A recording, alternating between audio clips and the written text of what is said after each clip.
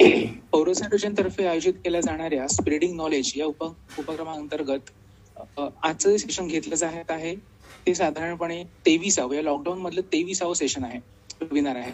विविध विषयांना स्पर्श करत आपण वेगवेगळ्या वेबिनार्स आयोजित करत असतो. विषयाचं बंधन आपण कधीच ठेवलं नव्हतं, त्यामुळे अगदी वेगवेगळ्या विषयांना आपल्याला स्पर्श करता आला. जसं आपण आतापर्यंत 23 वेबिनारपैकी कौस्तुभ सर होते, वैभव साळके सर होते, मुक्ता चैतन्य मॅडम होत्या, किंवा असे विविध सर होते आपल्याकडे. विविध विषयांवर आपण स्पर्श करत, शुद्ध लेखनाचं असू दे, किंवा सोशल मीडियावरती असू दे, किंवा इकॉनॉमीवरती असू दे, किंवा नेने सरांचं चीन आणि कोरोनावरती असू दे, तर अशा विविध मान्यवरांचं लेक्चर आपण आयोजित केलं होतं.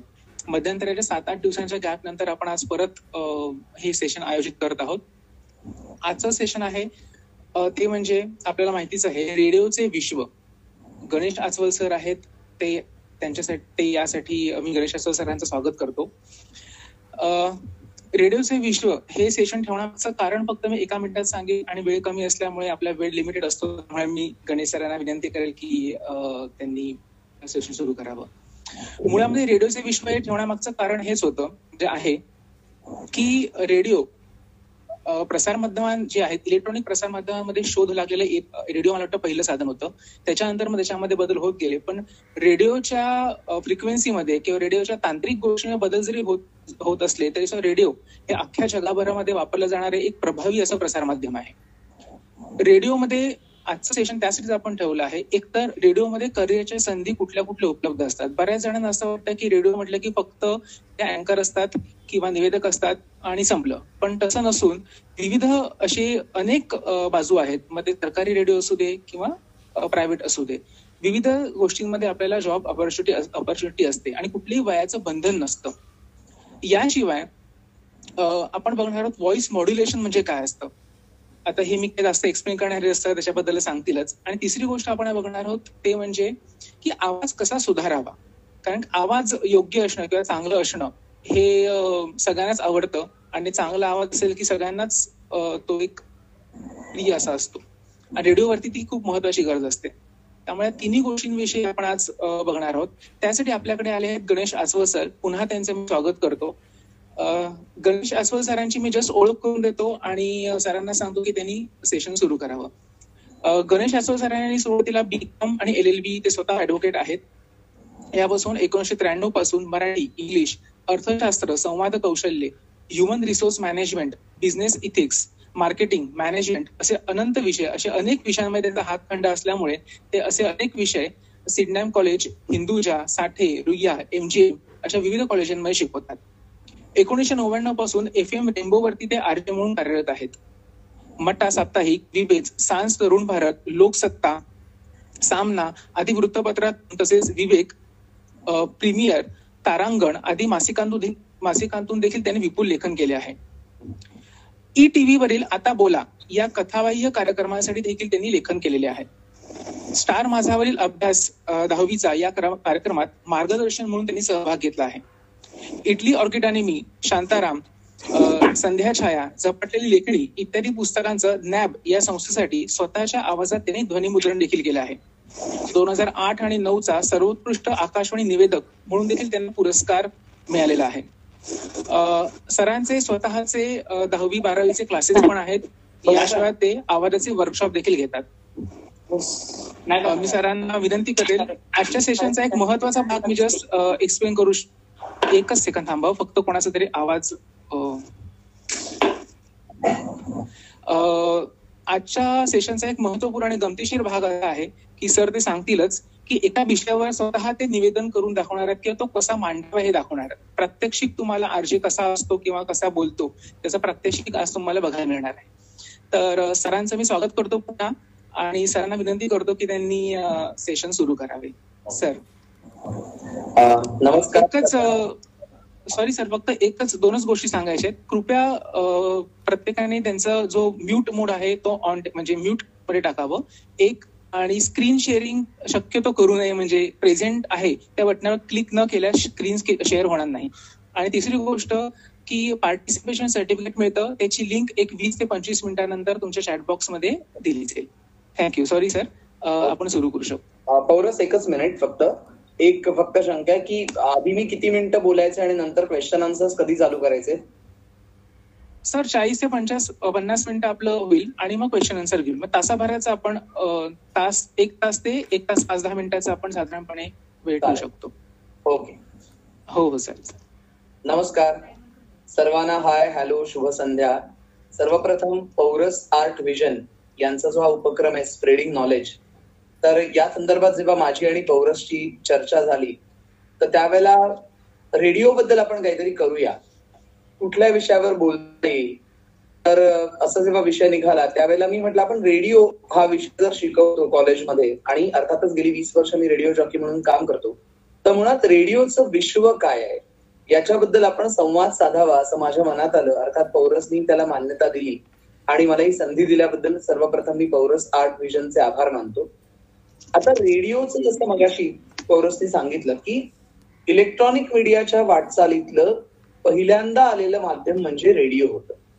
ज्या वेळेला टीव्ही नव्हता, ज्या वेळेला इंटरनेट नव्हतं, इंटरनेट, सोशल मीडिया, OTT हे सगळं आता झालेलं आहे, पण त्या काळात रेडिओ हे महत्वाचं श्राव्य माध्यम होतं. आणि आता इथे मला थोडंसं सांगावंसं इथे असं वाटतं की आजच्या काळात सुद्धा अनेक जण, कारण इथे बरेच तरुण मंडळी सुद्धा दिसत आहेत, आणि आपण म्हणतो ना की रेडिओला किंवा आवाजातल्या करिअरच्या ज्या संधी आहेत त्याला वयाचं बंधन नाही. त्या करिअरच्या संधींकडे मी नंतर येणार आहे, पण सर्वप्रथम मला माझ्याबद्दल थोडंसं इथे शेअर करावंसं वाटतंय. ती गोष्ट म्हणजे अशी की रेडिओमध्ये मी करिअर करीन असं मला लहानपणी कधी वाटलं नव्हतं.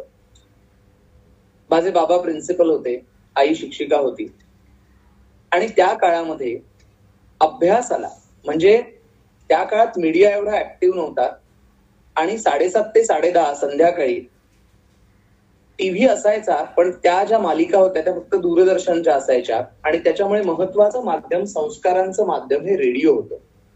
म्हणजे मी माझ्या लहानपणी मला आठवतंय की जसं दूरदर्शनवरती बालचित्रवाणी असायचं तसं रेडिओवरती सुद्धा शैक्षणिक कार्यक्रम असायचे, ते मी ऐकायचो. बालदरबार, माधव कुलकर्णी म्हणून एक अधिकारी होते, ते सादर करायचे. आणि मला आठवतंय विजया वाड यांची चिंगरी चिंगम बबली बबलगम अशी एक मालिका होती, तर त्यात प्रश्नोत्तर असायची. तर मी प्रश्न पाठवायचो आणि अरे आपलं नाव कधी सांगता येईल, असं म्हणजे आपलं नाव कधी येईल रेडिओवर.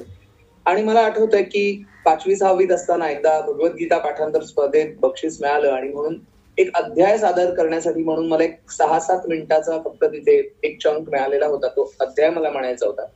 त्यानंतर बरीच वर्ष तशीच गेली, पण रेडिओचा टर्निंग पॉइंट माझ्या आयुष्यात कसा आला ते सांगायला मला इथे महत्वाची गोष्ट वाटते की सिडनम कॉलेजला मी बीकॉम पर्यंतचं शिक्षण घेतलं आणि त्यावेळेला सिडनम कॉलेजमध्ये एक अवॉर्ड असतं, diamond jubilee award for the best contribution to art and culture, आणि त्यामध्ये तुमचा महाविद्यालयीन स्पर्धांमध्ये सहभाग कसा आहे हे सगळं बघितलं जातं.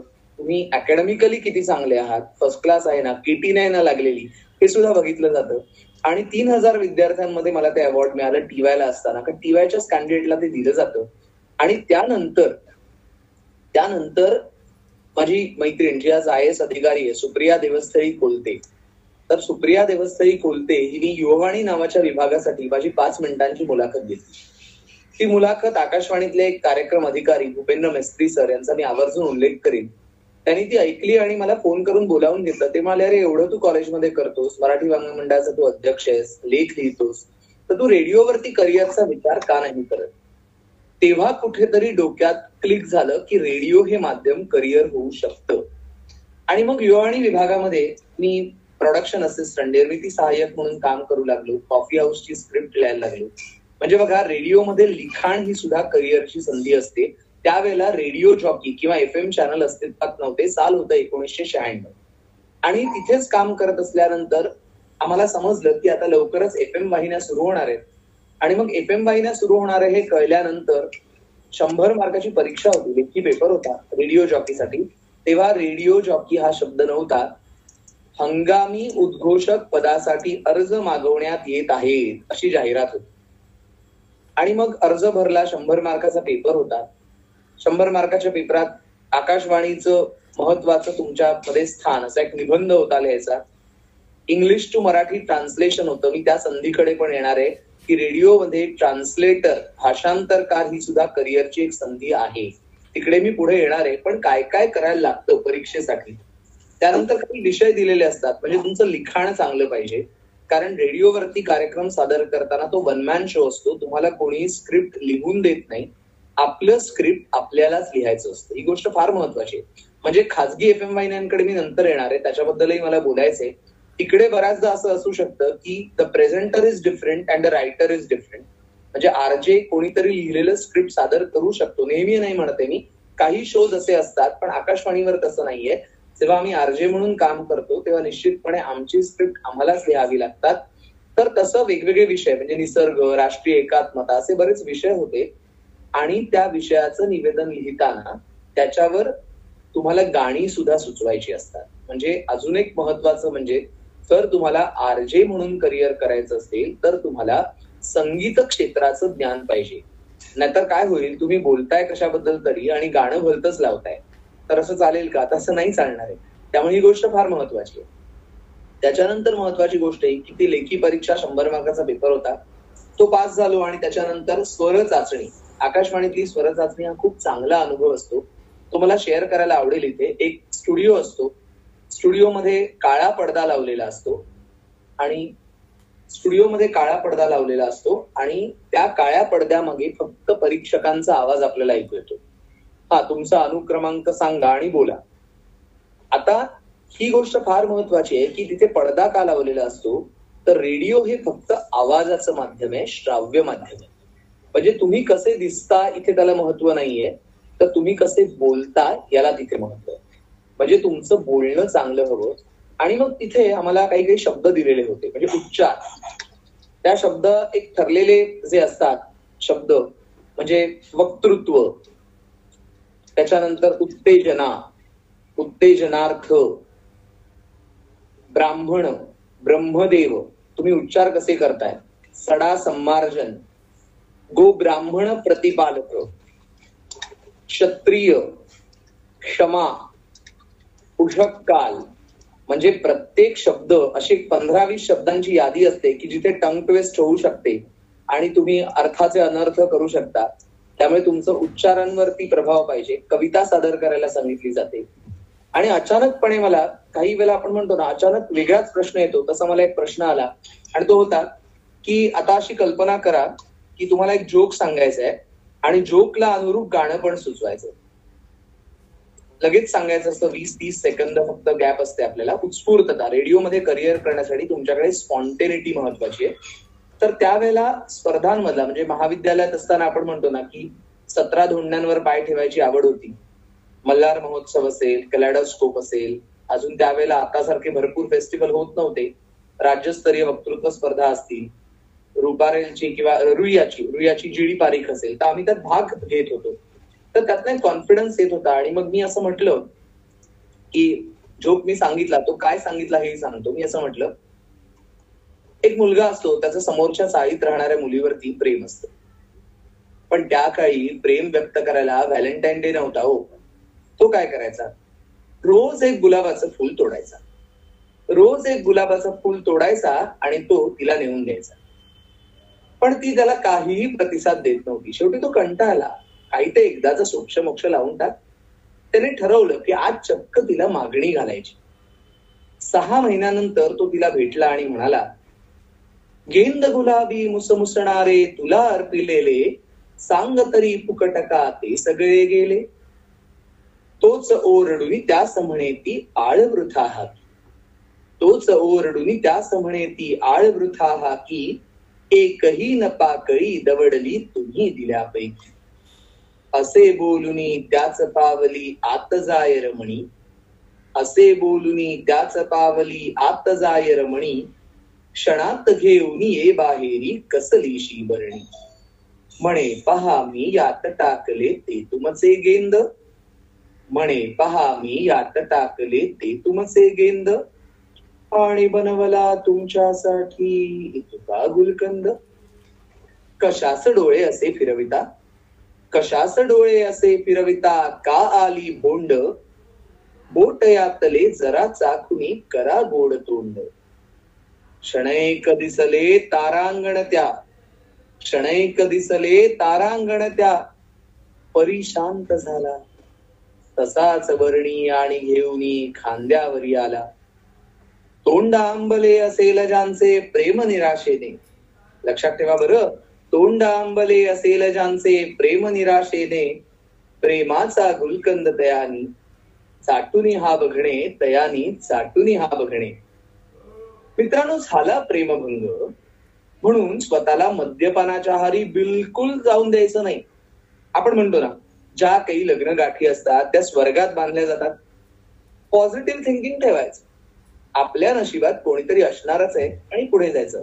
तर मित्रांनो, कार्यक्रमातलं यानंतरचं गीत आपण ऐकणार आहोत ते आहे जीवन गाणे गातच राहावे, झाले गेले विसरून जावे, पुढे पुढे चालावे.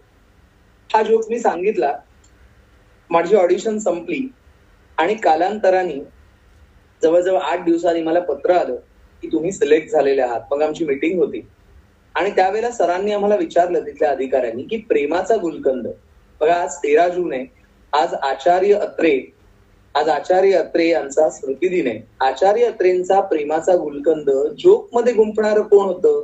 कारण माझ्याबरोबर अजूनही काही जणांचं सिलेक्शन झालेलं होतं. त्या उत्स्फूर्ततेवरती माझं सिलेक्शन झालं. म्हणजे मला काय सांगायचंय की रेडिओमध्ये काम करताना उत्स्फूर्तता ही गोष्ट खूप महत्वाची, स्पॉन्टेनिटी. आणि इथे स्पर्धांमधला अनुभव कामी आला.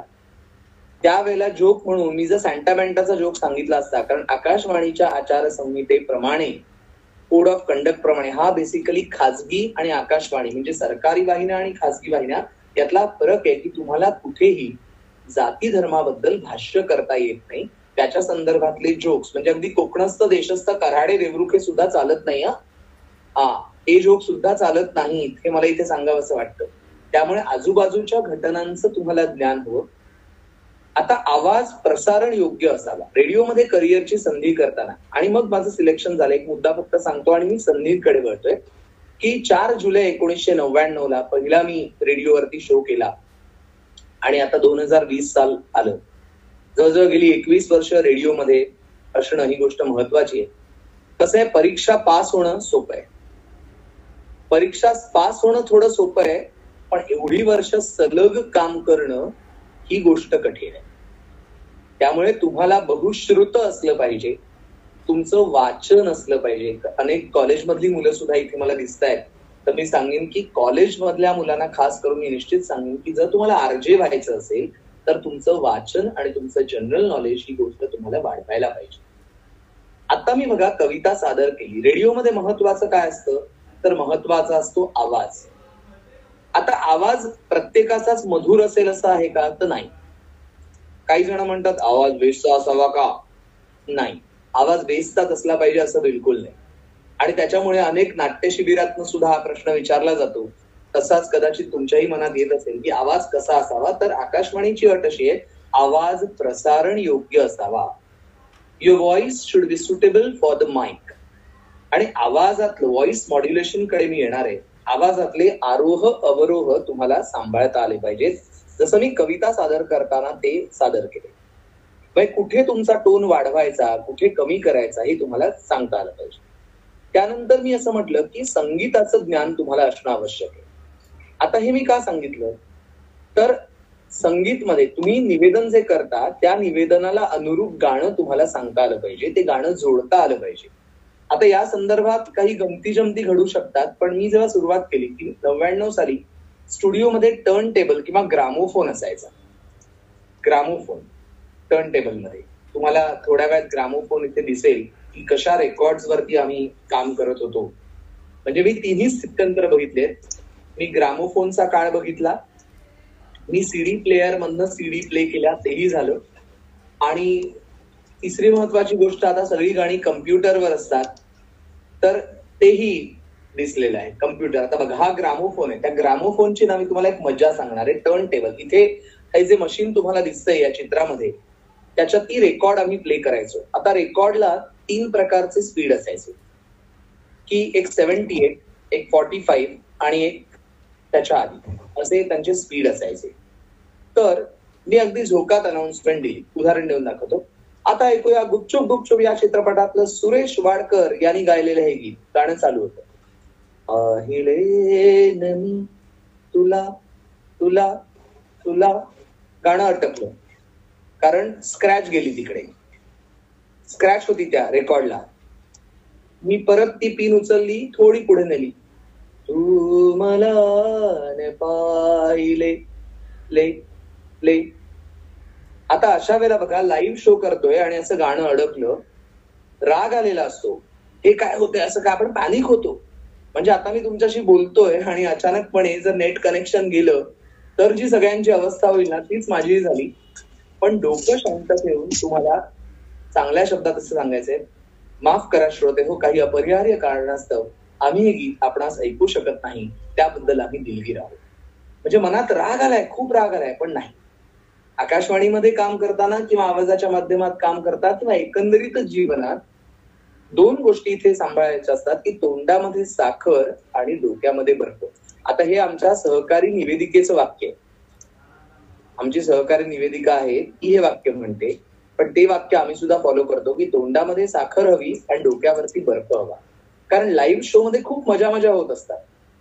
लाईव्ह शो जे असतात ना, तर लाईव्ह शो खूप असतात.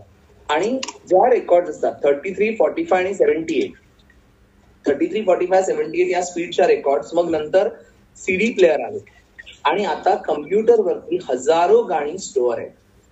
आता मी इथे सांगेन, रेडिओमध्ये करिअरच्या संधीमध्ये एक महत्वाची संधी झाली तर रेडिओ जॉकी. आता इथे कौशल्य काय, मी उत्स्फूर्तता म्हटलं तर तुमचं स्क्रिप्ट तुम्हाला लिहायचंय.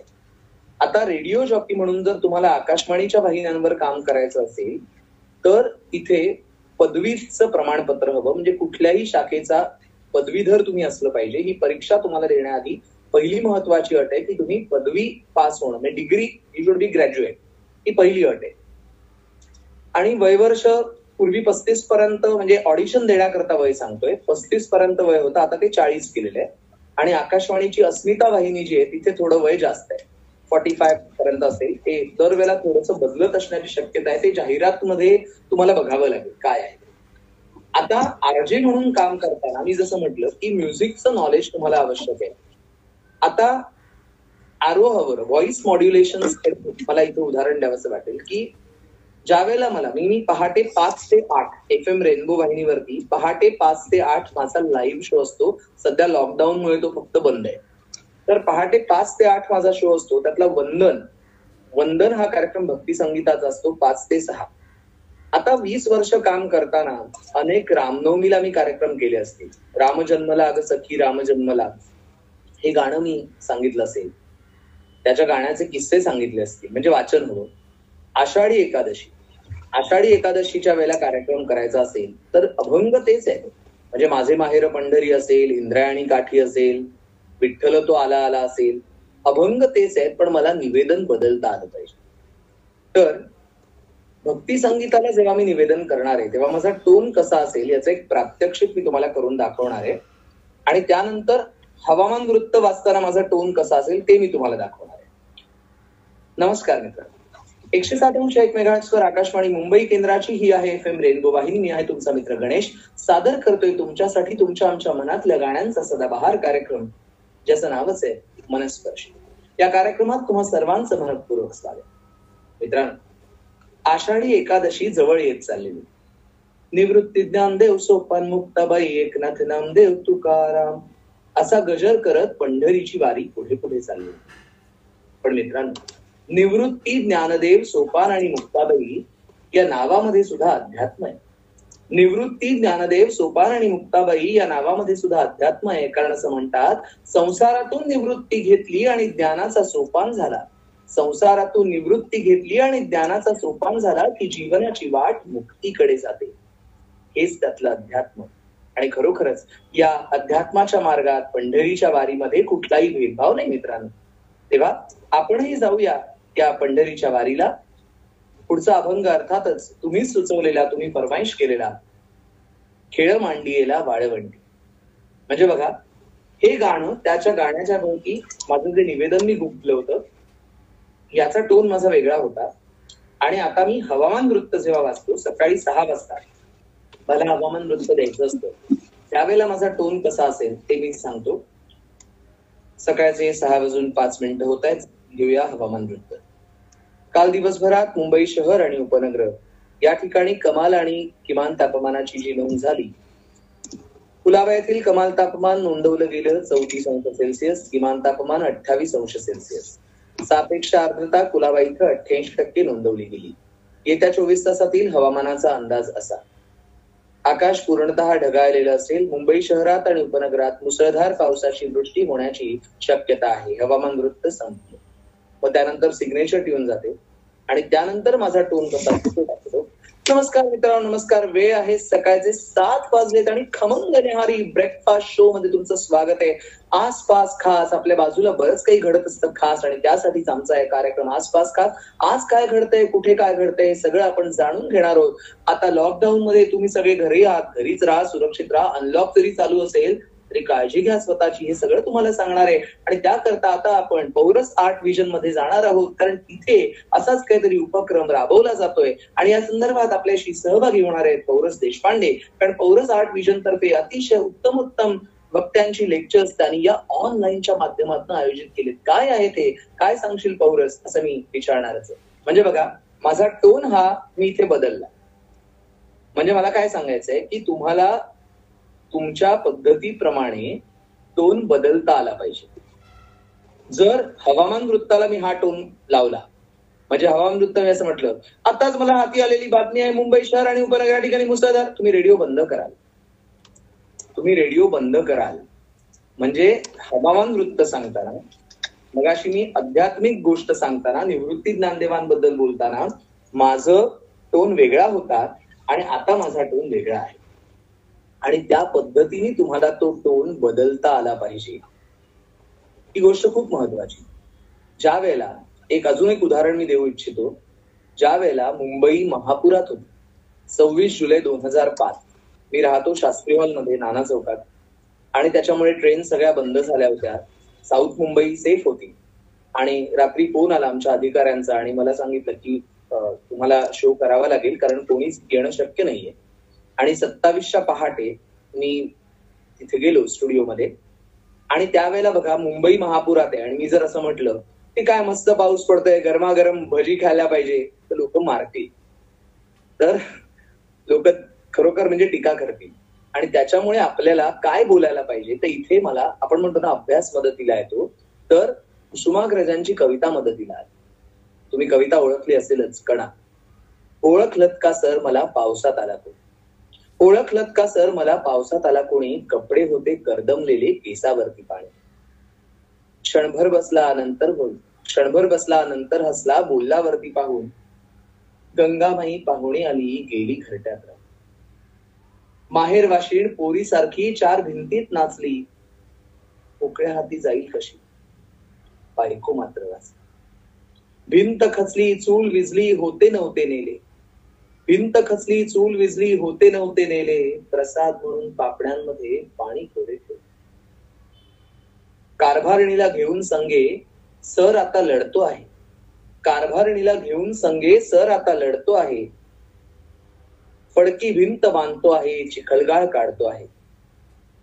खिशाकडे हात जाताच हसत हसत उठला, खिशाकडे हात जाताच हसत हसत उठला, पैसे नको सर जरा एकटेपणा वाटला. मोडून पडला संसार तरी मोडला नाही कणा, मोडून पडला संसार तरी मोडला नाही कणा, पाठीवरती हात ठेवून नुसतं लढ म्हणा, पाठीवरती हात ठेवून नुसतं लढ म्हणा. मित्रांनो, सगळी मुंबई आज महापुरात बुडते आणि यावेळेला आकाशवाणी तुमच्या मदतीला आहे. आमचे हेल्पलाईन क्रमांक आहेत 22815787 आणि 22815789. जर तुम्ही आमचा कार्यक्रम ऐकत असाल आणि त्यावेळेला जर तुम्हाला एखादा संदेश कोणाला द्यायचा असेल किंवा काही चौकशी करायची असेल तर आमच्या हेल्पलाईन क्रमांकावर नक्की संपर्क साधा. आणि कार्यक्रमातलं यानंतरचं गीत असणार आहे कशी काळ नागिणी सखे ग वैरीण झाली नदी. म्हणजे बघा, महापुराच्या वेळेला मी अंगणी माझ्या मनाच्या मोर नाचू लागले लावून नाही चालणार आहे. ही गोष्ट खूप महत्वाची आहे. म्हणजे रेडिओवर करिअर करताना म्युझिकचं ज्ञान ही गोष्ट अत्यंत महत्वाची आहे. अचानकपणे रेडिओवर कार्यक्रम करताना कधी कधी कोणत्या तरी व्यक्तीच्या निधनाची बातमी येते. मग निधनाची बातमी आल्यानंतर त्या व्यक्तीच्या संदर्भातली माहिती, आता पूर्वी स्टुडिओमध्ये संगणक नव्हते, आता स्टुडिओमध्ये संगणक आलेले आहेत आणि संगणक आल्यानंतर साहजिकच काय होतं, संगणकावरनं एखाद्या व्यक्तीची माहिती आपल्याला मिळते, पण ती किती रिलायबल आहे. कारण आकाशवाणीवरून एकदा गेलेला शब्द हा परत आपल्याला मागे नेता येत नाही. त्यामुळे ते बोलताय. तर मला तेच सांगायचं की अचानकपणे एखाद्या व्यक्तीच्या निधनाची बातमी येते आणि ती निधनाची बातमी आल्यानंतर तुम्ही जी माहिती देणार आहात त्याच्यामध्ये ती माहिती तुम्हाला रिलायबल पाहिजे. तुम्ही चुकीचं नाही बोलू शकत. आणि त्याच्यामुळे कारण एकदा गेलेला शब्द, लाईव्ह इज लाईव्ह, रेकॉर्डेड मध्ये तरी ठीक असतं, तुम्ही परत एडिटिंग करू शकता, तुम्ही एखादा पीस पुन्हा रेकॉर्ड करू शकता. त्यामुळे तुम्हाला संगीताचं ज्ञान हवं, जनरल नॉलेज हवं, वाचन हवं. मी पुन्हा तो मुद्दा हायलाइट करणार आहे. आता इथे काही जण आपल्याला दिसत आहेत की जे वयाने मोठे असतील, माझ्यापेक्षा अनुभवाने मोठे असतील, पण आपण म्हणतो ना की त्यांना सुद्धा रेडिओवर कार्यक्रम करावेसे वाटत असतील. नक्की करू शकता. मुळात कसं आहे, सध्या आकाशवाणीवरती कार्यक्रमामध्ये नाट्य विभाग आहे आणि नाट्य विभागामध्ये तुमची स्वर चाचणी होते. बी ग्रेड, बी हाय, ए आणि ए हाय अशा कॅटेगरीज असतात. सुरुवातीला तुम्हाला बी ग्रेडची परीक्षा द्यावी लागते. म्हणजे सुरुवातीला तुम्हाला बी श्रेणी मिळते, त्याच्यानंतर 2 वर्षांनी तुम्ही पुढची देऊ शकता. तर मुद्दा असा आहे की तुम्हाला तिथे आवाज, मी म्हटलं ना की आज आपल्याकडे इथे मला उदाहरण द्यावंसं वाटतं, बाळ कुळतर्क, नीलम प्रभू, एक गोष्टी खूप महत्वाच्या आहेत की यांचे श्रुतिका, आकाशवाणीवरची नभोनाट्य आम्ही ऐकली, त्या ऐकत ऐकत मोठे झालो. या 2 व्यक्तींचा उल्लेख. आणि आमच्या अधिकारी सुषमा हिप्पळगावकर की ज्यांच्या संस्कारात आम्ही घडलो. 7 वाजता आरोग्यम धनसंपदा लागायचं. म्हणजे मलाही आठवतंय की शाळेची सगळी, रेडिओचं कार्य किती महत्वाचं आहे की शाळेला जाण्याची वेळ आणि कार्यक्रमाची वेळ ठरलेली असायची. 6:50 जिंगल असायचं रेडिओवरती, गाणी म्हणजे ऍडव्हर्टाइजमेंट. फिनोलेक्सनं आणलं पाणी, शेत पिकली सोन्यावाणी. तर त्या फिनोलेक्स वरती ते गाणं ऐकलं, ती जिंगल ऐकली की चला दप्तर निघून शाळेत जायचं, दप्तर घेऊन. हे ठरलेलं होतं. आणि 7 वाजता आरोग्यम धनसंपदा. म्हणजे रेडिओ हे किती नातं जुळलेलं होतं. क्रिकेट कॉमेंट्रीसाठी रेडिओवरचा समालोचक ही एक वेगळी कॅटेगरी आहे, क्रिकेट कॉमेंट्रेटर. त्यामुळे ते सुद्धा एक करिअर आहे. पण मी पुन्हा नाट्य विभागाकडे येतोय की नाट्य विभागामध्ये तुम्हाला वेगवेगळी कॅरेक्टर्स प्ले करायची असतात. म्हणजे आकाशवाणी रेडिओ ड्रामा ज्याला म्हणतो, तर तिथे तुम्हाला वेगवेगळ्या वयानुसार तुमचे व्हॉइस मॉड्युलेशन्स बघितले जातात. की एक बरं असतं ना की रेडिओवरती आम्ही तुम्हाला दिसत नसतो. आणि बऱ्याचदा असं होतं ना की कधी कधी कसं होतं की 4 जणांचं नाटक असतं, पण एखाद्या पात्राला फक्त 4 वाक्य असतात. तर 4 वाक्यासाठी दुसऱ्या अख्ख्या आर्टिस्टला बुक करायचं का, की 4 वाक्यांसाठी तसं नाही होत. मग आमच्यातलाच कोणीतरी तो 2 रोल प्ले करतो. मग इथे तुमचा आवाज तुम्हाला बदलावा लागतो. लहान मुलाच्या आवाजात बोलणं असेल, शाळेतल्या आवाजात बोलणं असेल आणि वृद्धाच्या आवाजात बोलणं असेल, फरक आहे. त्याच्यानंतरची महत्वाची गोष्ट अशी की म्हणजे स्टेजवरती तुम्हाला दिसत असतं काय घडतंय, पण रेडिओवरती आता एक सीन आहे, मी तुम्हाला एक उदाहरण देऊन दाखवतो की कॉफी हाऊस नावाच्या कार्यक्रमाचं स्क्रिप्ट लिहिण्याची पण ऑपॉर्च्युनिटी येऊ शकते की 2 मित्र आणि एक मैत्रीण ही कॉफी हाऊस मध्ये गेलेले आहेत आणि ते आठवडाभर काय काय झाले ते बोलतायत. तर ही सिच्युएशन आहे आणि ही सिच्युएशन असताना त्याच्या गप्पा चालू आहेत. त्या गप्पा ज्या चालू आहेत त्या संदर्भात बोलणार आहेत. आणि मग इथे टोन कसा पाहिजे. मग तिथे कॅरेक्टर मध्ये ना काय हे हिला ना नेहमी उशीर होत असतो, नेहमीच येते, कधीही वेळेवर यायची नाही आणि नेहमीची कारणं देणार. म्हणजे तो टोन तसा पाहिजे तुमचा. आणि ज्या वेळेला तुम्हाला एखादी कथा नरेट करायची, म्हणजे मला आठवत आहे, मी एक उदाहरण देईन इथे कथेच्या संदर्भातलं की त्यावेळेला तुमचा टोन की परदेशी गेलेल्या मुलाबद्दल एखादं पत्र तुम्ही वाचत असाल तर त्यावेळेला एक मी असा गोष्ट सांगितली होती. ती गोष्ट अशी सांगितली होती की आई वडिलांची खूप स्वप्न असतात, आपल्या मुलांनी मोठं व्हावं, आपल्या मुलांनी खूप शिकावं, परदेशात जावं, परदेशात जाऊन पुन्हा भारतात यावं हे आई वडिलांचं स्वप्न असतं. असंच एका कुटुंबातली गोष्ट तुम्हाला सांगतो. आई वडिलांनी मुलाला शिकवलं आणि त्याच्यानंतर मुलगा परदेशात गेला. सुरुवातीला दर आठवड्याला फोन करायचा, कारण त्यावेळेला ईमेलचं माध्यम नव्हतं, फोनचं माध्यम होतं. मग ईमेलचं माध्यम आलं, इंटरनेटच्या माध्यमातून पत्रोत्तर सुरू झाली. पण कालांतरानं आठवड्याला येणारा ईमेल अचानक महिन्याभर आलाच नाही. आणि महिन्याभरात मुलाचा फोन आला, आई मी आता इथं स्थायिक व्हायचं ठरवलंय, मी पुन्हा भारतात परत येणार नाही. मित्रांनो विचार करा, त्या क्षणाला त्या माऊलीला काय वाटलं असेल? खरोखरच त्या क्षेत्रात त्या क्षणाला त्या आईला, त्या माऊलीला काय वाटलं असेल? आयुष्याच्या संध्याकाळी आपल्या मुलांनी आपल्या बरोबर असावं ही एकच अपेक्षा तिची असणार, पण त्यावेळेला तो मुलगा परदेशात. मुलगा विचारतो की इथे येशील का, पण आई कशी जाणार तिकडे? जिच्या आयुष्याची अनेक वर्ष मुंबई सारख्या शहरात गेले, ती अचानकपणे कॅलिफोर्निया किंवा न्यूयॉर्क मध्ये नाही जाणार. आणि मग अशा वेळेला एकच गाणं त्या आईच्या तोंडी येतं, ते म्हणजे जिव्हाळा चित्रपटातलं गाणं, या चिमण्यानो परत फिरा रे घराकडे आपुल्या. हे गीत म्हणजे बघा, मला आठवतंय मी हा किस्सा एक सांगितला आणि त्याच्यानंतर पहाटे पहाटे स्टुडिओमध्ये मला फोन आला आणि त्या माऊली चक्क रडायला लागल्या फोनवर. माझा लाईव्ह शो सुरू आहे. त्या म्हणाला माझाही मुलगा परदेशात आहे आणि तो आता येणार नाहीये. आता तुम्ही विचार करा, लाईव्ह शो सुरू आहे, समोर अचानक फोन येतो आणि त्या माऊली रडतायत. मला त्यांना तिथे आधार द्यायचा आहे, त्याच वेळेला माझा शो सुद्धा मला कंटिन्यू करायचा आहे. हे सगळं आपल्याला सांभाळावं लागतं. म्हणजे शो मस्ट गो ऑन आपण म्हणत असतो, ते मूड मधले स्विच ऑन स्विच ऑफ आहे ते तुम्हाला करता आले पाहिजे. नाट्य विभागाची परीक्षा तुम्ही देऊ शकता. त्याचप्रमाणे आकाशवाणीवरती भरपूर विभाग आहेत. मी खासगी वाहिन्यांकडे नंतर येतो, पण सरकारी वाहिन्या मुळात ऑथेंटिसिटी जी असते ना, ती गोष्ट खूप महत्वाची असते. की ऑथेंटिसिटी, ज्या सरकारी वाहिन्यांतर्फे अधिकृत बातम्याच तुमच्यापर्यंत पोहोचतात. वनिता मंडळ सारखा कार्यक्रम असतो, इथं महिलांसाठी कार्यक्रम असतात, काही रूपक म्हणजे काही फीचर्स ज्याला आम्ही म्हणतो ती लिहायची असतात, तर ते काम कोणीही करू शकतं. अर्थात म्हणजे तुमचं लिखाण चांगलं हवं.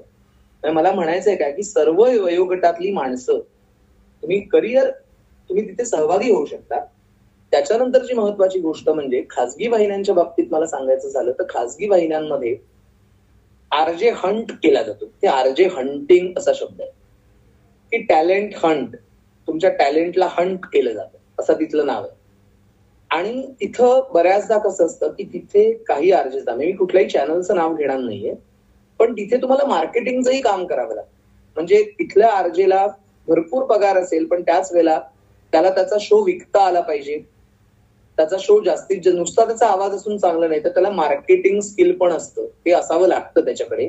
आणि म्हणून तुम्ही बघत असाल तर खासगी वाहिन्यांच्या बाबतीत म्हणाल तर तुम्हाला लक्षात येईल की खासगी वाहिन्यांची अफाट लोकप्रियता ही पोस्टर्समुळे, त्यांचं इन्स्टा पेज असतं, फेसबुक पेज असतं, या गोष्टी खूप असतात.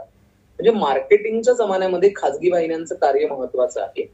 आणि त्या चॅनलला तो आवाज सूट आहे ना, ही गोष्ट महत्वाची. त्या चॅनलला तो आवाज सूट आहे, म्हणजे प्रत्येकाचाच आवाज बेसचा असेल असं नाही, प्रत्येकाचाच आवाज हा तसा असेल असं नाही. तर ही गोष्ट महत्वाची. आणि त्यामुळे तुम्हाला आवाजातील आरोह मी सांगितलं, उत्स्फूर्तता सांगितली. त्याच्यानंतर मी महत्वाची गोष्ट जनरल नॉलेज बद्दल सांगितलं. त्याच्यानंतर आवाज कसा सुधारावा असा पण आपला एक पॉइंट आहे. आणि त्याच्याबद्दल महत्वाची गोष्ट की आवाज कसा सुधारावा म्हणजे काय, तर या संदर्भात मी तुम्हाला असा सल्ला देईन की त्याबद्दल म्हणजे व्हॉइस थेरपी काही जण शिकलेले आहेत किंवा व्हॉइस थेरपी तज्ञ आहेत, एक्सपर्ट्स आहेत, त्यांच्या मार्गदर्शनाखाली तुम्हाला हे करता येऊ शकेल. किंवा काही योगिक एक्झरसाइजेस आहेत, प्राणायाम आहे, ओंकार साधन आहे, पण ते मार्गदर्शनाखाली करावं असं मी सांगतो. तुम्हाला पथ्यही पाळता येतील. म्हणजे माझा उद्या जर शो असेल पहाटे 5ला, तर मला आईस्क्रीम कितीही आवडत असलं तरी मी आदल्या रात्री आईस्क्रीम किंवा थंड ज्यूस नाही. म्हणजे ही पथ्य तुम्हालाच पाळायची की आवाज आपला जपला पाहिजे. आणि त्याच्यामुळे आईस्क्रीम कितीही आवडो, पण नाही उद्या शो आहे मग आज मी आईस्क्रीम नाही खाणार, मग ते मला ते सॅक्रिफाईस मला करता आलं पाहिजे. फार मोठ्या गोष्टी नाहीयेत, छोट्या गोष्टी आहेत, पण त्या पाळाव्या लागतात. त्यानंतर महत्वाची गोष्ट, शो सादर करताना दर 10-15 मिनिटांनी म्हणजे गाणं चालू असताना मी पाणी पिऊ शकतो. तर आत्ताही मी इथे पाण्याचा ग्लास ठेवलेला आहे आणि मी आता एक मिनिटभर पाणी पिणार आहे, कारण बोलून बोलून घसा दुखतो बऱ्याचदा. आणि हे मी कोणीतरी इथे मला विचारलं की शिक्षक सुद्धा या ग्रुपमध्ये आहेत, तर बऱ्याचदा कसं होतं की शिक्षकाचा आवाज जात्याच मोठा असतो मुलांवरती ओरडून. तर इथे रुईया कॉलेजमधले किंवा साठेमधले माझे स्टुडंट्स असतील तर तुम्हाला एक मी नेहमी सांगत असतो, तुम्हाला लक्षात असेल मी कधीच कोणावर ओरडत नाही वर्गामध्ये तास घेताना. मी काय सांगतो, एकतर तुम्ही तरी बोला वर्गात, तर मला तरी बोलता. ही दोनच पथ्य मी पाळतो. Either you speak or I will speak. म्हणजे मी उगाच ओरडारड करणार नाही. किंवा पिकनिकच्या वेळेला अनेक जणांचा गायनाचा उत्साह हा उफाळून वाहत असतो, तर तसा तो उत्साह जरा कंट्रोलमध्ये ठेवा. उगाच किती मोठ्या आवाजात आपण गातोय, नाही नको. मी आता ओरडून बोलतोय का, नाही. मी आवाजाचा टोन जपण्याचा प्रयत्न करतोय. गरम पाणी पिणं, जसं आता कोरोनाच्या काळामध्ये सगळेच जण सांगतायत, डॉक्टर्सही सांगतायत, दूध हळद पिणं. हे काही काही छोपण अर्थातच आपण म्हणतो तसं की प्रत्येकाची प्रकृती वेगळी असते आणि प्रत्येकाची प्रकृती वेगळी असल्यामुळे या संदर्भात तुम्ही डॉक्टरांची, तुमचे जे डॉक्टर असतील त्यांच्याशी संपर्क साधून जर तुम्ही एखादी गोष्ट केली तर ती जास्त बरी ठरेल असं मला वाटतं. आवाजातले आरोह अवरोह मी तुम्हाला सांगितले, कथांबद्दल आपण बोलतो. त्याच्यानंतर ज्यांना टेक्निकल साईडमध्ये इंटरेस्ट आहे, म्हणजे आता बऱ्याचदा कसं असतं, प्रायोजित कार्यक्रम ही सुद्धा एक करिअरची संधी असते. की म्हणजे उद्या पौरस आर्ट विजननी एखादा मूवी प्रोड्यूस केला, म्हणजे केलेलेच आहेत त्यांनी, नवीन मूवी जर आला तर त्या मूवीचा स्पॉन्सर्ड प्रोग्राम करायचा असेल तर मी पौरस सरांना सांगणार की 10 मिनिटाचं पॅकेज मी त्यांना देणार आणि तो मला प्रोड्यूस करून तुम्ही द्यायचा. तर त्यातनं मला काही पैसे मिळणार नसतात, पण एक त्यांची पब्लिसिटी होणार असते. त्याकरता तो 10 मिनिटाचा कार्यक्रम तुम्ही विकत घ्यायचा असतो, जसं त्याला स्पॉन्सर्ड कॅटेगरी म्हणतात. तर त्यासाठी दिली जाणारी उद्घोषणा आहे जाहिरातीचा आवाज. जाहिरातीचा आवाज ही गोष्ट खूप महत्वाची आहे. म्हणजे आपण बघतो ना की जाहिरातीचा आवाज मला अनाउन्समेंट देताना तिथे थोडा वेगळा टोन वापरावा लागतो. मला एक उदाहरण देतो. अय्या नावाचा चित्रपट होता आणि अय्या नावाच्या चित्रपटाच्या डबिंगला डबिंग कोऑर्डिनेटर्स असतात आणि त्यांनी मला बोलवलं. त्यांनी सांगितलं की आम्हाला रेडिओ जॉकीचाच आवाज हवाय. राणी मुखर्जीची एंट्री आहे, फक्त 30 सेकंदाचा सीन होता. राणी मुखर्जी येते, ती रेडिओ ऑन करते, त्याच्यानंतर जी 3-4 वाक्य आहेत ती मी बोललेलो वाक्य आहेत. साल आहे 1970, रेकॉर्डिंग झालं होतं 90च्या दशकात. तर त्यांनी मला सांगितलं की 1970 जैसे का आवाज होना चाहिए. तर मी त्याला 2-3 व्हॉइस सॅम्पल्स दिले. ते वाक्य मला आठवतंय. ते वाक्य असं होतं, आधी वाक्य सांगतो आणि मग मी टोन सांगतो की ती राणी मुखर्जी येते आणि रेडिओ ऑन करते, और इनके घर में रहती है. मैं तो अब्रप्टली प्रोग्राम स्टार्ट होतो, त्यामध्ये वाक्य असं होतं, और इनके घर में रहती है एक दादी जिनके दांत सोने से महंगे और चांदी से चमकीले हैं. आता हे वाक्य मी असं म्हटलं, और इनके घर में रहती है एक दादी जिनके दांत सोने से महंगे और चांदी से चमकीले हैं. म्हणजे इथे मी माझा टोन पूर्ण बदलला. जसं आपण म्हणतो खेलो इंडिया खेलो, किंवा रेडिओवरती जसं आपण म्हणतो, किंवा तुम्ही कुठलाही फोन डायल केला की हिंदी में जानकारी करने के लिए 2 दबाइए. If you want to listen instructions in English press 1. मराठीमध्ये संपर्क करायचा असेल तर 3 दाबा. कस्टमर केअर एक्झिक्युटिव्हशी बोलायचं असेल तर 8 दाबा. Sorry, you have entered the wrong number. तर अशी तुम्हाला व्हॉइस मॉड्युलेशन करता आली पाहिजेत. आणि आपण म्हणतो तसं की लहान मुलाच्या आवाजात तुम्हाला बोलायचं असेल तर तो टोन तुम्हाला करता आला पाहिजे. म्हणजे मी फक्त एक्झाम्पल दाखवतोय. आता रेडिओवरती मी म्हणतो ना की रेडिओवरती आम्ही दिसत नसतो, ते फार बरं असतं. तर त्याच्यामुळे कसं की आम्ही जे काही एक्सप्रेशन्स करतो ते तुम्हाला दिसत नाही, आणि ही गोष्ट खूप चांगली आहे. प्रयत्न करतो मी. अशावा शुंदल चॉकलेटच्या बंगल्या, चंदेली सोनेली चमचमता चांगला. अशावा शुंदल चॉकलेटच्या, मला पुढचं गाणं नाही आठवत, मला पुढचं गाणं नाही आठवत. एक मिनिट. मस्तच आहे. तर आपण म्हणतो की तुम्हाला त्या पद्धतीने हे करावं लागतं, आणि त्याच्यामुळे आपण म्हणतो की डबिंग ही सुद्धा एक करिअरची संधी आहे. आणि मिमिक्री हे पूर्ण वेगळं आहे. मी स्वतः मिमिक्री करत नाही. मिमिक्रीला वेगळं ट्रेनिंग आहे. कार्टून डबिंग मी करत नाही. त्या संदर्भातलं एक अतिशय महत्वाचं नाव मी तुम्हाला सांगेन, मेघना एरंडे. मेघना एरंडे, नचिकेत दिघे हे 2 नावं मी इथे घेऊ इच्छितो. अप्रतिम कार्टून डबिंग करतात. आणि आवाजाच्या क्षेत्रातलं महत्वाचं नाव म्हणजे चेतन शशीधर, व्हॉइस गुरु असं आम्ही त्याला म्हणत असतो. त्यामुळे ते ज्या व्यक्ती ज्या क्षेत्रात आहे, ऐकत राहायला शिका. रेडिओमध्ये काम करताना तुम्हाला अनेकांचं ऐकणं, यांचा आवाज कसा आहे. Yes, technical jobs definitely I will tell you Rohit. I got a question from Rohit. तर येस, प्रोडक्शन असिस्टंट, रेडिओवरचे टेक्निकल जे जॉब्स आहेत ना, ते प्रायव्हेट चॅनल्स मध्ये तुलनेने जास्त आहेत, किंवा वेगवेगळ्या प्रोडक्शन हाऊसेसचे प्रोग्राम्स, रेडिओ प्रोडक्शन होत असतात. म्हणजे जसं मी म्हटलं की 10 मिनिटाचा स्पॉन्सर्ड प्रोग्राम प्रोड्यूस करायचा आहे, तर स्पॉन्सर्ड प्रोग्राम प्रोड्यूस करायचा असेल त्यासाठी रेकॉर्डिस्ट लागतो.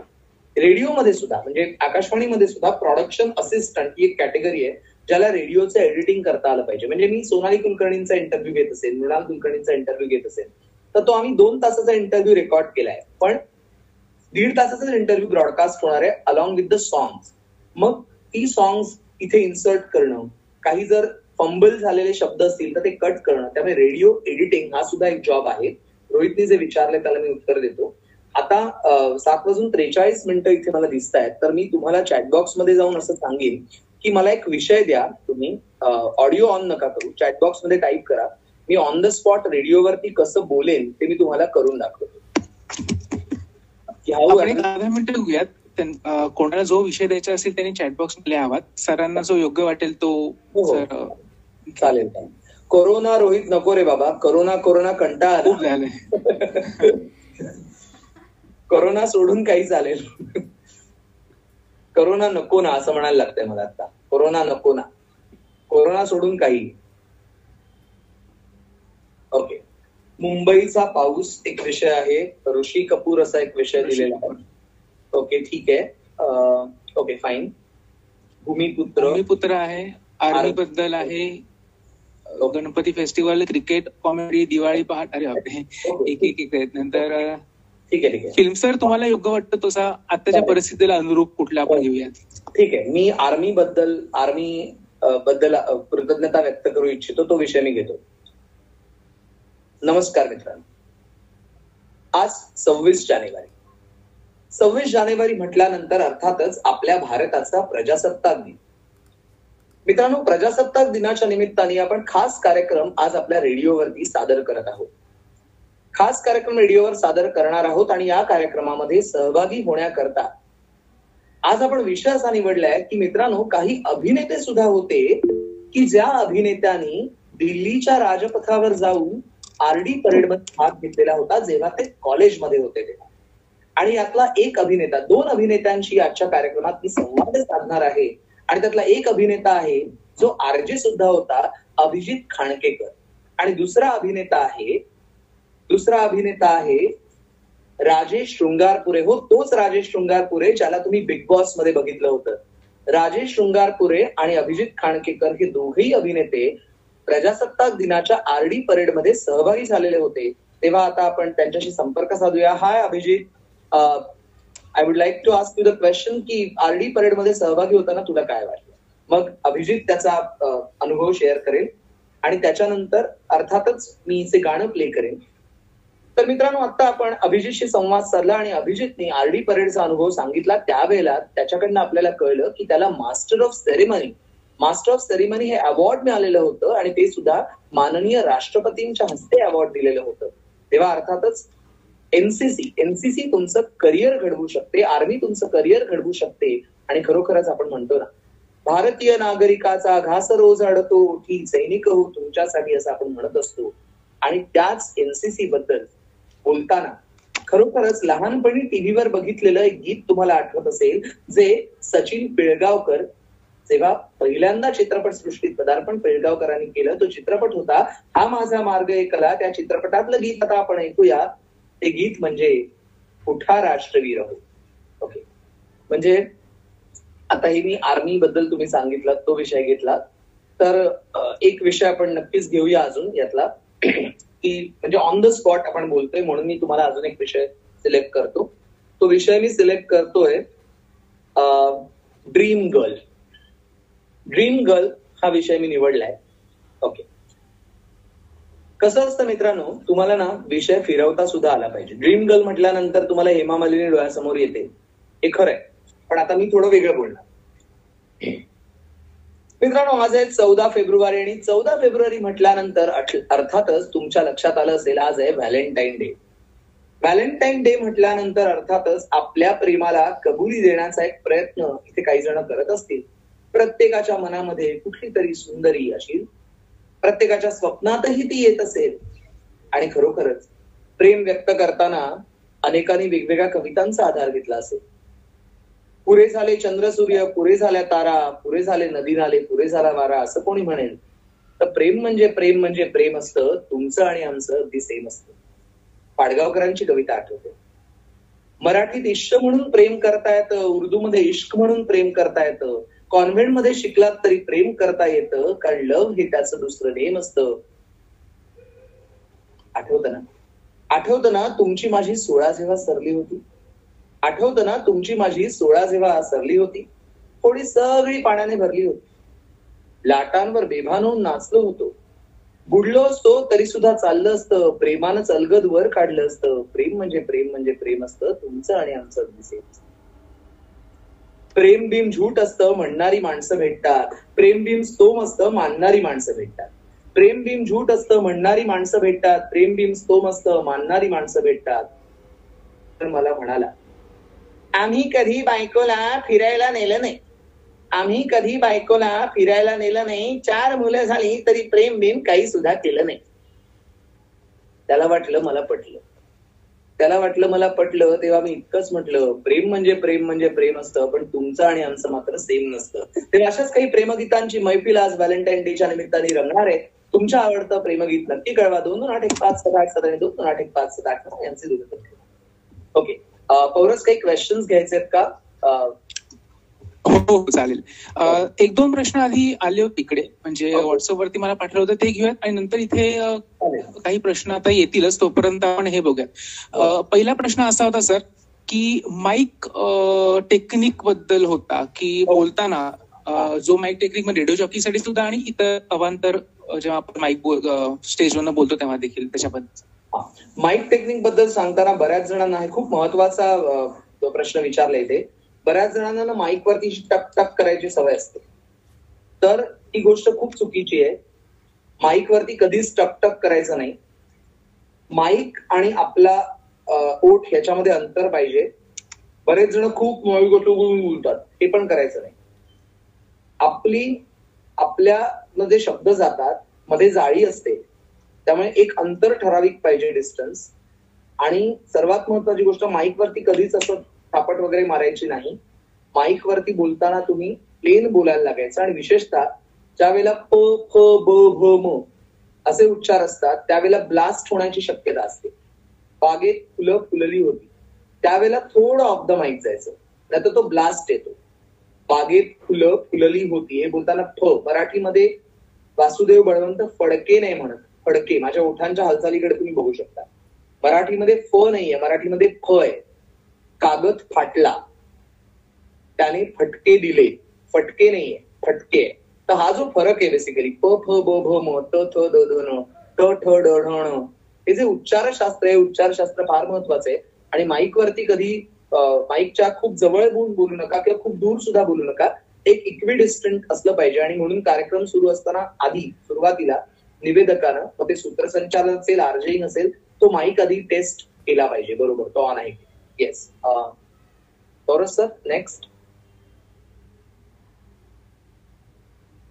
हा, एक प्रश्न असा आलाय, अस्मिता वाहिनी आणि रेनबो गोल्डच्या सादरीकरणात फरक काय? एफएमचा जो टोन असतो ना, तो थोडा फास्ट असतो. बाहेर यश साठे महाविद्यालयातला विद्यार्थी आहे माझा, त्याला मी सांगू इच्छितो की एफएमचा जो टोन आहे तो थोडासा फास्ट टोन असतो.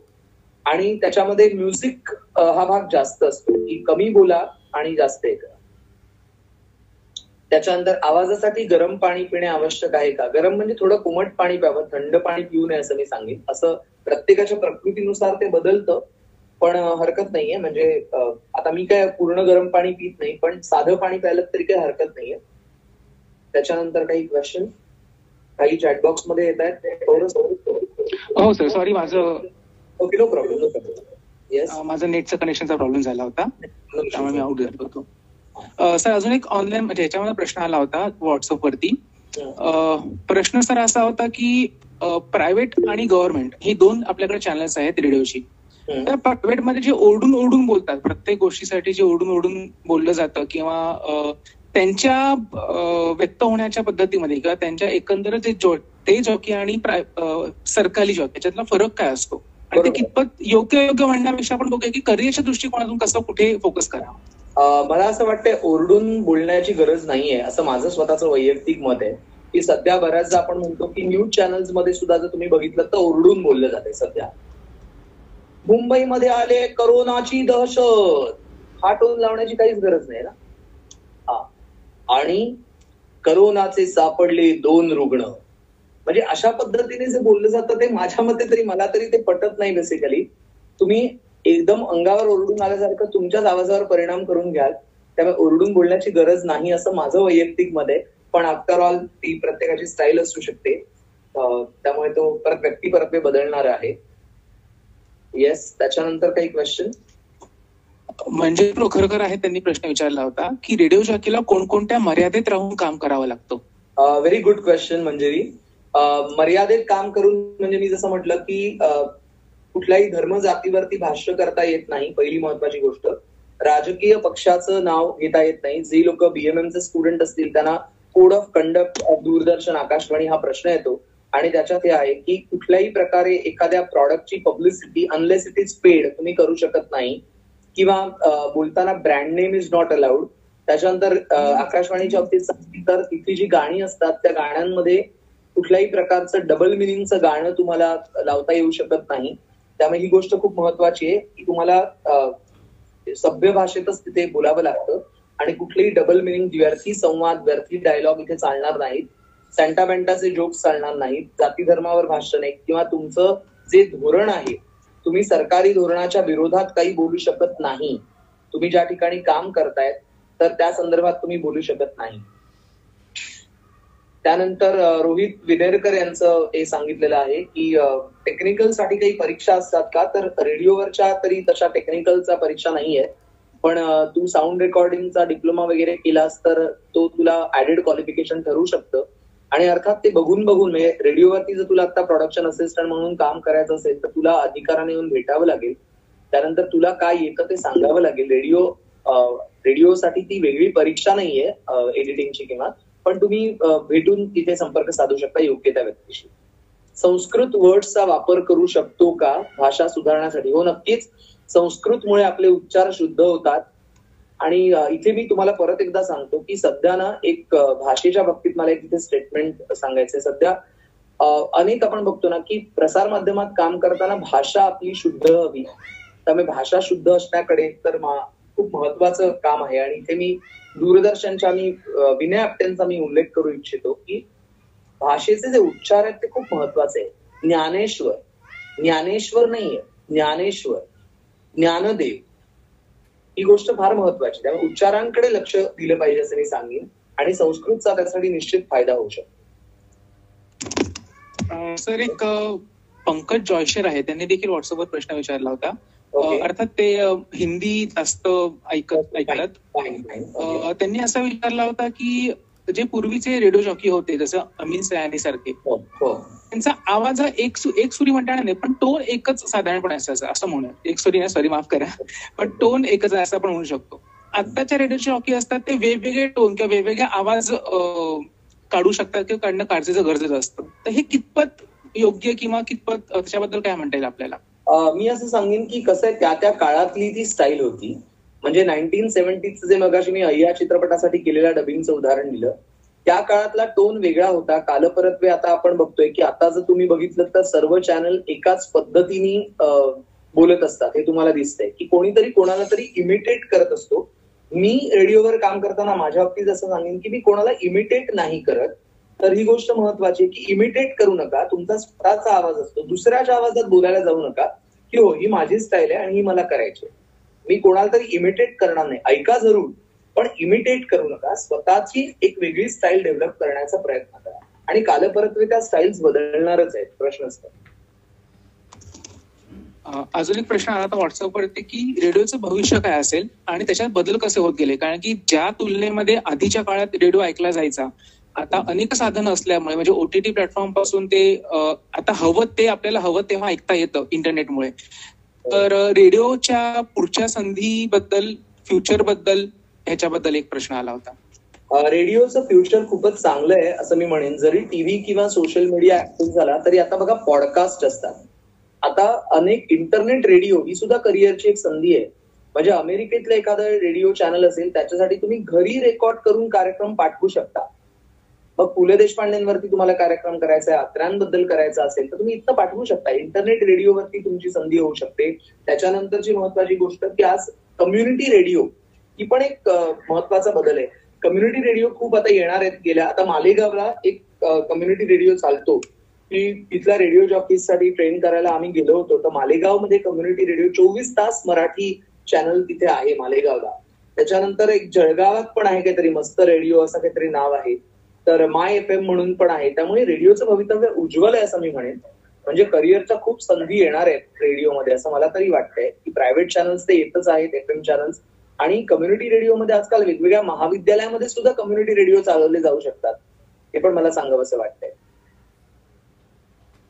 Any more questions? हो, मुंबई युनिव्हर्सिटीचा मस्त चॅनल पण होता पण तो सध्या नाहीये कार्यरत म्हणून मी त्याचं उदाहरण नाही.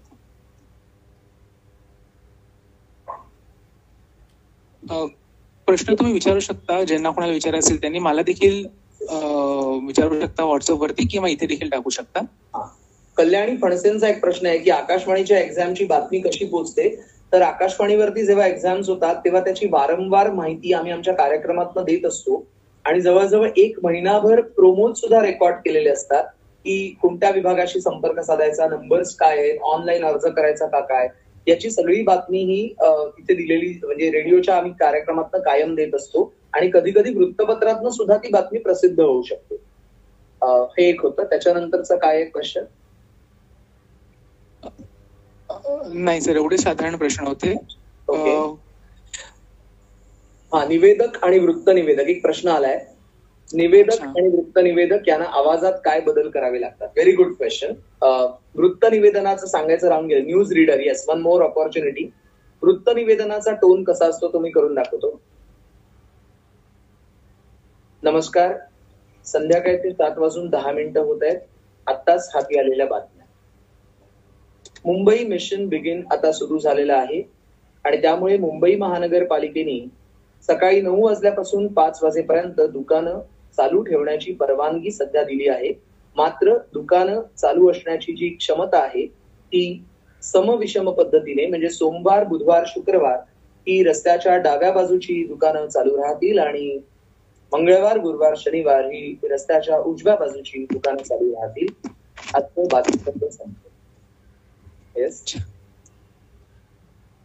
सर, एक प्रश्न असा आला होता व्हॉट्सअप वरती, मला वाटतं रोहित शिर्के यांचा प्रश्न आहे की कोरोनाविषयी जनजागृती होण्यासाठी कम्युनिटी रेडिओ सुरू करण्याचा विचार सरकार करत आहे, ते कितपत योग्य ठरू शकतं शॉर्ट टर्म साठी?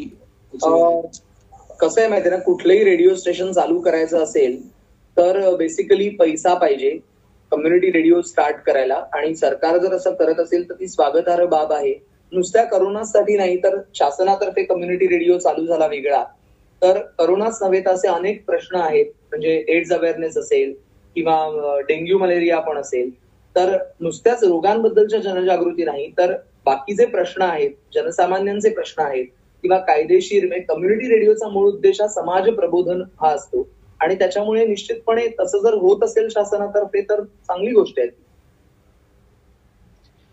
काही प्रश्नांपैकी 2-3 प्रश्न मी कंबाईन करू इच्छितो. प्रश्न असा होता की आरजे म्हणून काम करायचं असेल तर पात्रता काय असावी आणि साधारणपणे याची एक्झाम कधी होते? कारण की सध्या तर म्हणजे मला वाटतं रेडिओमध्ये कोणाला येत नाहीत असं एकाने सांगितलं होतं व्हॉट्सअपवर. ग्रॅज्युएशन आकाशवाणीवर काम करायचं असेल तर minimum you should be graduate. आणि कॉलेज स्टुडंटसाठी युवावाणी, आता निधी पेडणेकरांनी लिहिलेलं आहे इथे, बरोबर आहे, निधी युवाणीला काम करत होती. तर येस, कॉलेजमध्ये असताना तुम्ही युवावाणी नावाच्या विभागासाठी युथ सेक्शन जो आहे तिथे तुम्ही तुमची स्क्रिप्ट लिहू शकता, प्रोडक्शन असिस्टंट म्हणून काम करू शकता आणि सादरीकरण पण करू शकता. फक्त एक आवाजाची स्वर चाचणी, तुम्हाला तुमचा आवाज फक्त टेस्ट करतील की तो माईकला कसा आहे. अजून एक होता, कोणी कमी शिकलेले असतील आणि त्यांना याच्यामध्ये आवाज चांगला असेल आणि त्यांना जर का रेडिओमध्ये काम करण्याची इच्छा असेल तर त्यासाठी काही होऊ शकतं का? मी मगाशी म्हटलं तसं की ड्रामा विभागाची जिथे हे आहे ना तिथे ड्रामा विभागासाठी तुम्ही ऑडिशन देऊ शकता आणि ड्रामा विभागासाठी ऑडिशन देताना तिथे वयाची सुद्धा अट नाहीये. त्यामुळे ती गोष्ट तिथे ते जाऊच शकतात म्हणजे. आणि प्रायव्हेट चॅनलला सुद्धा ते जाऊ शकतात म्हणजे जिथे शिक्षणाचा क्रायटेरिया पेक्षा आर्टला महत्व देणारा क्रायटेरिया जर जास्त असेल तर तिथे निश्चितपणे त्यांना संधी मिळू शकते, पण ते त्या संस्थांवर अवलंबून असेल. तरुणांना युवावाणी आणि कॉफी हाऊस मध्ये सहभागी व्हायचं असेल तर आकाशवाणी मुंबई केंद्राच्या युवावाणी विभागाचे जे अधिकारी आहेत त्यांना तुम्ही भेटू शकता. तुम्ही कॉलेजमध्ये काय काम केलंय, तुम्हाला नाटकाचा वगैरे अनुभव आहे का, स्क्रिप्टिंगचा अनुभव आहे का, हे तुम्ही त्यांच्याशी बोलू शकता आणि नंतर तुमची एक स्वरचाचणी छोटीशी होईल आणि मग तुम्हाला ती संधी मिळू शकेल. Any opportunity. रोहिणी बेडेकर यांचा प्रश्न आहे, वृत्त निवेदनांसाठी क्वालिफिकेशन काय? सगळ्यांसाठी ग्रॅज्युएशन आहे सर?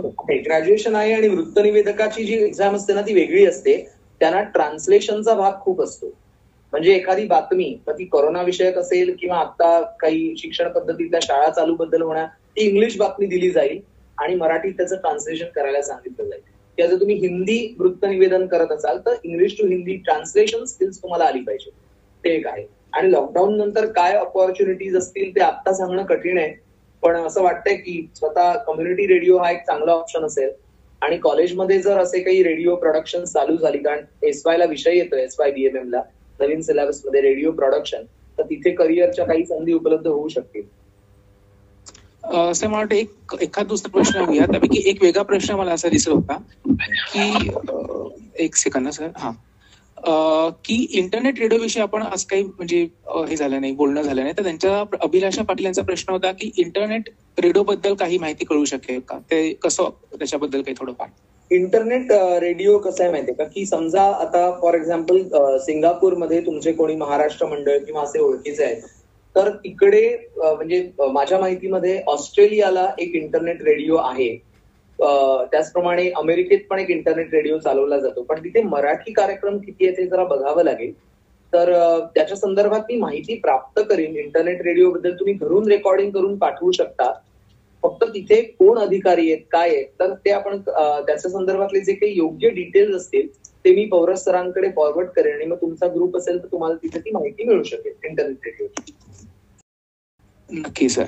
सर मला वाटतं वेळेकडे बघता तुम्हाला एखादा कुठला प्रश्न घ्यायचा असेल तर बघूया. त्यातर कौस्तुभ सर आपल्या बरोबर आहेत, आज जॉईन झालेले आहेत. तर कौस्तुभ सरांची इच्छा आहे की ते शेवटच्या प्रोग्रामची करणार आहात, आहे काही एखादी गोष्टी सांगून. चालेल ना, चालेल, हरकत नाहीये. तुम्ही एखादा कुठला प्रश्न तुम्हाला घ्यायचा असेल तर फक्त बघा. म्हणजे हो, एक प्रश्न नेहमी एक तुम्हाला सांगतो, 1-2 मिनिटं आपल्याकडे आहेत ना? हो सर, आहे तशी वेळ. आपण एक असं काम कर, एक प्रात्यक्षिक आपलं राहत आहे, मला 2 गाणी सजेस्ट कर मराठी आणि 2 गाणी निवेदनाच्या माध्यमातून ऑन द स्पॉट जोडून टाकतो. तसं मी विषय ऑन द स्पॉट दिलो ना, तसं कोणी पटकन टाईप करा, त्याच्यावरती मी पटकन स्पॉट हे करतो, प्रात्यक्षिक करून दाखवतो आणि मग हँड ओव्हर टू. 2 गाणी टाईप करा, मराठी गाणी, त्याच्यावरती me on the spot perform करून दाखवतो की मी काय बोलेन. म्हणजे आता समजा फरमाईश कार्यक्रम चालू आहे पौरस आर्ट विजन तर्फे आणि मला 2 गाणी आली, 2 गाण्यात तर मी काय लिंक करेन. तर यू टाईप चॅटबॉक्स मध्ये तुम्ही ओके. सुन्या सुन्या आलंय समयच्या शुभ्र काळ्या ये रे रात मस्त. ओके ओके, धुंद एकांता. ओके, भरपूर गाणी आली आहेत, ठीक आहे. त्यातली 2 गाणी मी निवडतोय. तर बरं ठीक आहे, आता भरपूर गाणी आलेत, त्यातली मला 2 चॉईस. ठीक आहे, 1 मिनिट. येस, 2 गाणी मी अशी निवडतोय. एक आहे प्रसादनी आता सांगितलेलं माहेरची साडी. तर माहेरची साडी पण मी घेणार इकडे. आणि घन घन माला नभी दाटल्या कोसळती धारा, ही 2 गाणी मी निवडतोय. ओके. नमस्कार मित्रांनो, आजच्या आपल्या कार्यक्रमाचा विषय आहे नाती. मित्रांनो, तुम्ही आम्ही जोडलं जात असतो तो कोणत्या ना कोणत्या तरी नात्यांच्या माध्यमातून. आणि नाती म्हटल्यानंतर साहजिकच रक्ताची नाती तर असतातच, पण रक्ताच्या नात्यांपेक्षा महत्वाचं असतं ते मैत्रीचं नातं, मानलेल्या भावाचं आणि बहिणीचं नातं.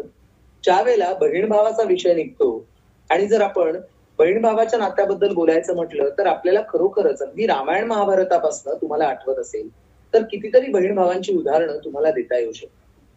महाभारतामधलं द्रौपदी, श्रीकृष्ण आणि सुभद्रा या नात्याचा उल्लेख करायचा झाला तर सुभद्रेपेक्षा द्रौपदीशी श्रीकृष्णाचं असलेलं नातं ते कसं श्रेष्ठ होतंय आपल्याला कळतं.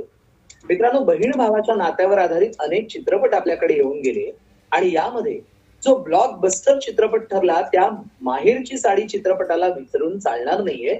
माहेरची साडी चित्रपटाचं जे शीर्षक गीत होतं ते शीर्षक गीत भोरच्या राजवाड्यामध्ये चित्रित झालं होतं. तुम्हाला ते 8 मिनिटांचं गाणं दिसतं, पण ते गाण्याचं चित्रण करायला 5 ते 6 दिवस लागले होते. तर प्रसादची फरमाईश आहे म्हणून आपण माहेरची साडीचं गीत नक्की ऐकूया.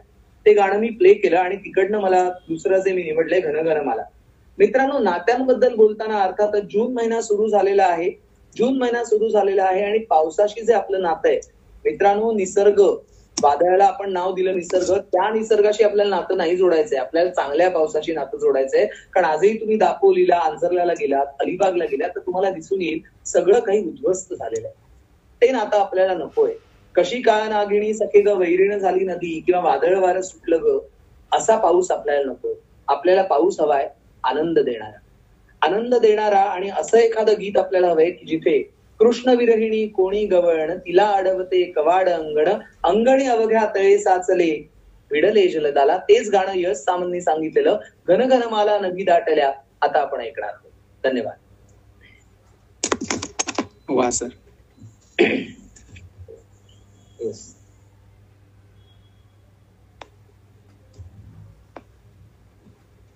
येस, कौस्तुभ सर बोलणार आहेत ना? काय? हो. हॅलो कौस्तुभ. हा आहे रे, ऑनलाईन आहे.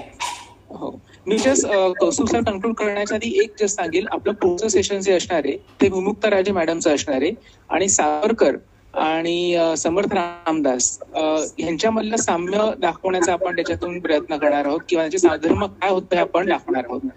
तर ते साधारणपणे बुधवार गुरुवारी असेल. त्याच्याबद्दलची माहिती तुम्हाला सगळ्यांना कळेलच. आणि पुढे मी आजचं कन्क्लूड करण्यासाठी सेशन कौस्तुभ जोशी यांना विनंती करतो. कौस्तुभ. हॅलो सर, काय म्हणताय? हो, मजेत मजेत, छान वाटलंय. माझ्याकडे जरा थोडा इंटरनेटचा प्रॉब्लेम आहे म्हणून मी जरा कॅमेरा बंद ठेवलाय. Okay okay okay.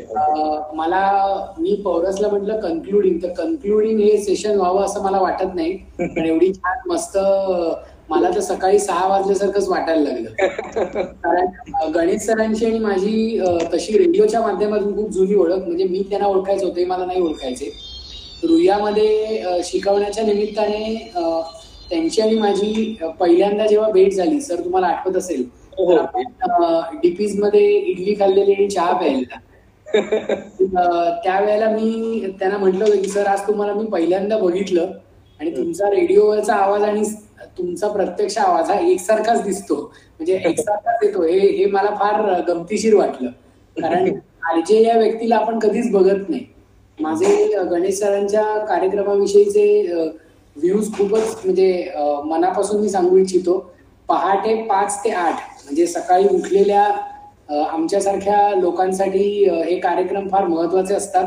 सगळे अपडेट्स मिळतात. मी अनेक वर्ष त्यांचा कार्यक्रम ऐकत आलेलो आहे आणि मुख्य म्हणजे ते मध्ये मध्ये जे कार्यक्रमामध्ये प्रश्न विचारतात त्या प्रश्नातून तुम्हाला चेक करता येतं की तुम्ही किती अपडेट आहात. म्हणजे कुठलाही कार्यक्रम असा शिळा सप्तमी सारखा होत नाही. आणि त्यांच्या कार्यक्रमाच्या निमित्ताने 2 गोष्टी कळतात की आपल्याकडे FM ची रेंज नक्की येते की नाही. त्याच्यामुळे काही दिवस आमच्याकडे FM येत नव्हतं घरी, मग रेडिओचं ऍप आल्यानंतर आता ती परिस्थिती सुधारलेली आहे. असेच छान छान कार्यक्रम तुम्ही करावेत सर. आणि पौरस, तू आज एक उत्तम सेशन ऑर्गनाईज केलंस, त्याच्याबद्दल तुझंही अभिनंदन. धन्यवाद. थँक्यू. सर्टिफिकेटसाठी पुन्हा एकदा फक्त मी सांगेन की उजाभाऊच्या लिंक मी अजून एकदा परत टाकली आहे, तर त्याच्यावर क्लिक केलं असता सर्टिफिकेट तुम्हाला पार्टिसिपेशनचं मिळू शकेल. आणि सरांना विनंती करेन की इंटरनेट रेडिओ बद्दल जर का तुम्हाला म्हणजे हे असलं की मला ती पाठवून द्यावी. मी सगळ्यांना, समस्त श्रोत्यांना त्यांच्या ग्रुपवर, त्यांच्या पर्सनल चॅटवरती ती माहिती देईन. एकच मिनिट. आणि ज्या रेडिओ जॉकीला एक सेशन एंड करताना एक वाक्य म्हणतो की आम्हा कुठच्याही रेडिओ जॉकीला जे वाक्य म्हणायला आवडत नाही ते म्हणावंसं वाटतं, आता म्हणावं लागतं, म्हणजे की स्पर्धा आहे घड्याळाची. आजच्या पुरते इथंच थांबूया.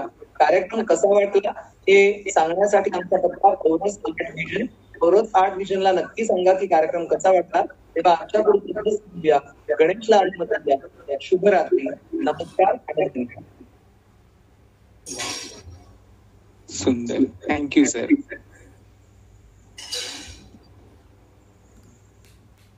आजचं सेशन सर संपूया आपण इथे. हो चालेल. थँक्यू. ओके सर, थँक्यू सगळ्यांना धन्यवाद. सगळ्या श्रोत्यांना पुन्हा एकदा धन्यवाद. आणि सर तुमचे देखील धन्यवाद मी मानतो, आभार मानतो की तुम्ही तुमच्या वेळात वेळ करून आम्हाला वेळ दिला. धन्यवाद सर. थँक्यू.